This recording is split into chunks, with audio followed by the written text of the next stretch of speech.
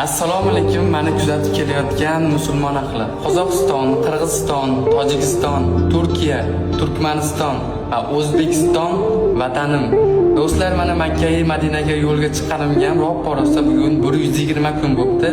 Ya'ni 4 oydan beri yo'ldaman.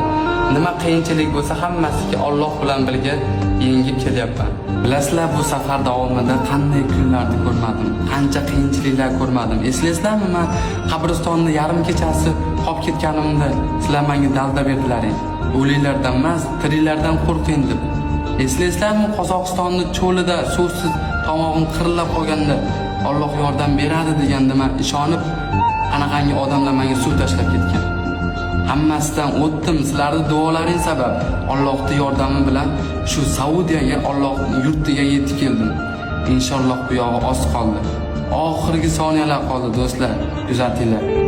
Men hammasiga chidadim, aktiv deganiga ham chidadim. Meni niyatimni bilmaydi hech kim. Oxirida shu niyatimni bilinglar bo'ldi. Bu dunyoda isbotlayman. Amallar niyatlarga bog'liqligini isbotlayman. Inshaalloh do'stlar, hozir Saudiyaning cho'lida piyoda yurish mumkin emas ekan. Shunga biz inshaalloh Bilolning vizasi chiqsa ertayin o'tib to'g'ri Madinaga boramiz. Madinadan Makkaga piyoda boramiz.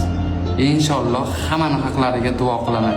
Do'stlar, hammasini uddalayman. Inshaalloh o'zbekimizmi oxirgacha boraman. Davay.